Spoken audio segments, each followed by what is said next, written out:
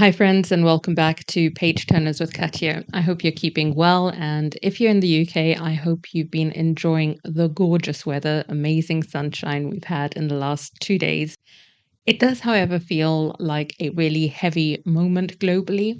So I wanted to acknowledge that here. I think a lot of us are trying to balance staying informed about what's happening in the world and also continuing with our daily lives, our work, our responsibilities, and sitting with that strange mix of concern, uncertainty, and at times a sense of powerlessness, especially when we're seeing people losing their lives, their families, their homes, everything.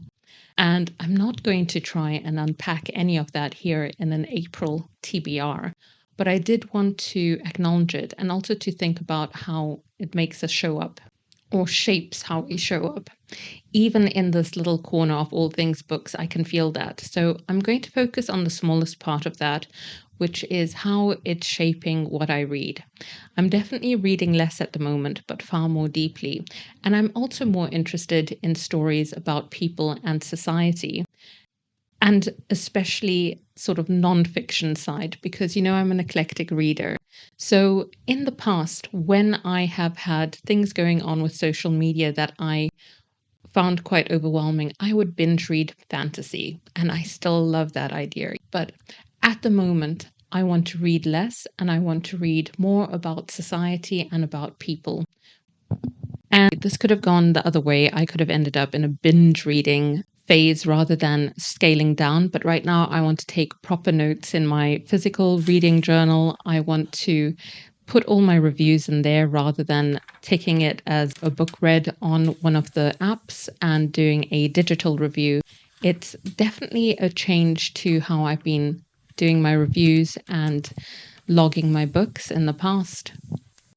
And because I'm doing quite a few notes about each book I read, I'm reading less, so 2 to 4 books a month, which feels counterintuitive to also having a booktube channel.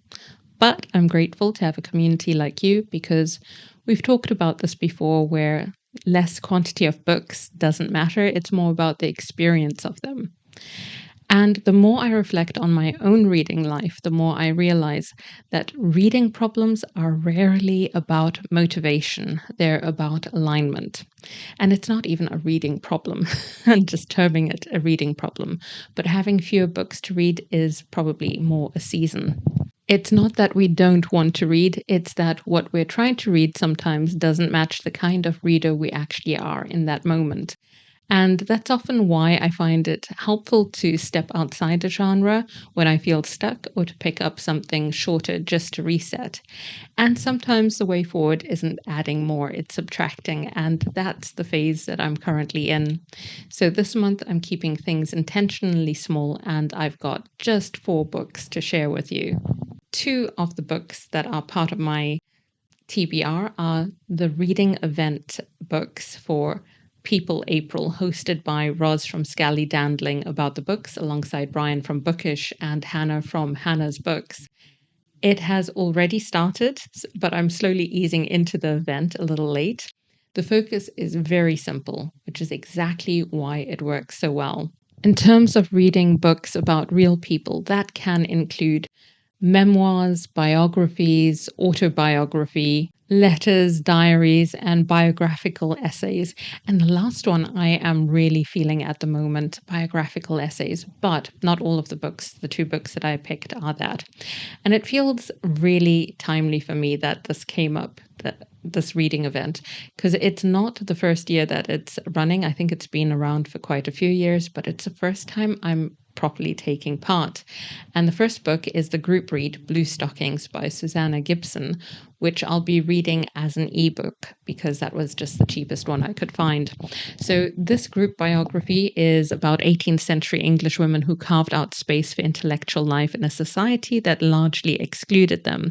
Through salons, writing, and scholarship, they challenged expectations and reclaimed that label of blue stocking, which had originally been used dismissively, and they turned it into something meaningful. And it really draws me to it because I voted for this one when Roz did her little poll. It drew me in because I thought literature, history, and social change intersecting. That certainly sounds like something I want to read at the moment.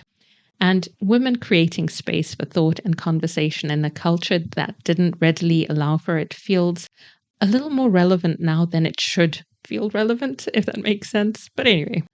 Next, Crying in H Mart. This book I had heard about for years, and when it was making the rounds, I just didn't feel like picking it up, even though I bought it at the time as an audiobook.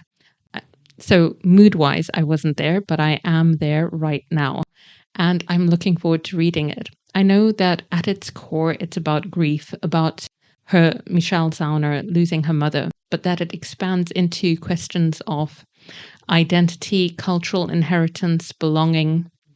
And I've become more conscious of food as part of well being. And I've noticed I enjoy reading about it more now. I would have skimmed those sections in the past, but now I linger. And it's probably why I also love Tiny Moons by Nina Mingwa Powles. I did find her essays slower than my usual reading pace, but I really valued the way she was using food as a way of holding onto place, identity, and relationships, and also how food can be both cultural and deeply personal. Yes, it might be a shared cultural dish, but every family then has their own version. So, like smoother, chunkier, more spice, less spice. Or if, your family has got that weird gene that makes coriander or cilantro taste like soap, you're obviously going to leave it out of your cultural dish. So I'm really interested in Zauner's perspective on sitting between cultures, and it feels like a natural continuation of that special interest for me anyway, because I have always had an interest in that intersection of different cultures. Now, those two books sit clearly within People April, but the third book connects in a slightly different way, and I've got the hard copy. Yes, I do. It's about people, but not individual people. So, culture, meaning, and how we move through the world in the disappearance of rituals. And this is by Byung-Chul Han. I am on a Byung-Chul Han binge at the moment. Very slow binge, so like one book a month or every 2 months. This ties into something I've been thinking about for a while, this idea of connection and disconnection from culture. Now, growing up, I went to Catholic church every Sunday, and even though I later decided Catholicism wasn't for me, I realized that I missed something, especially, I think, the structure, the repetition, the shared rhythm, and what I'm recognizing as the ritual. So I visited other churches as a teenager when I was starting to think maybe Catholicism isn't for me. I went to my friends' Baptist and Pentecostal churches, and while those had their own rituals, they really didn't resonate with me, and they still don't in the same way that the familiarity does for me of the Catholic sessions. Is it sessions? Sermons. And of course, I have personal memories about that particular church as well, especially my baptism at 7, which included the rather memorable moment of the priest asking my father to leave because he'd gotten bored and lit a cigarette in church. And even for the 80s, that was pushing it. And this sounds like an aside, but it all feeds into why I'm interested in this book. Because from what I understand, Han is asking a question that feels increasingly relevant. What happens when life is no longer shaped by ritual, repetition, and meaning, but by productivity, optimization, and constant movement? So he contrasts these rituals, which give time structure and symbolic weight, with how fragmented our life feels these days, or the fragmented way in which we live. And I think a lot of us feel that shift, even if we don't articulate it. It's part of why I enjoy slower, reflective content. I've been watching vlogs recently of people reintroducing rituals into their lives to regain meaning and presence. So their own sort of rituals, sometimes some reclaimed from, family and culture, but other times something they've done for themselves that helps create a structure that they have been missing, and meaning especially. So I'm curious to see how Byung-Chul Han explores attention, habit, and identity and what it means to live meaningfully first rather than just efficiently. And then we go on to my final book, book number 4, Embers. So, alongside People April, I'm continuing another project, which is my Reading the Globe project.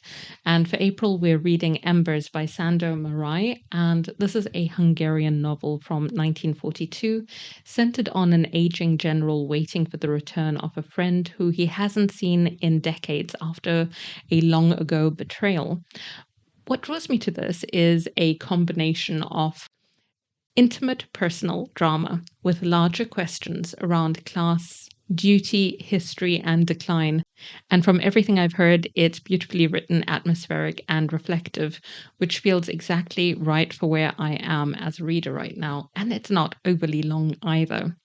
So that's my TBR, just 4 books. And I'm really looking forward to spending time with each of them, journaling about them, and then also chatting with you about them, both here and on Discord.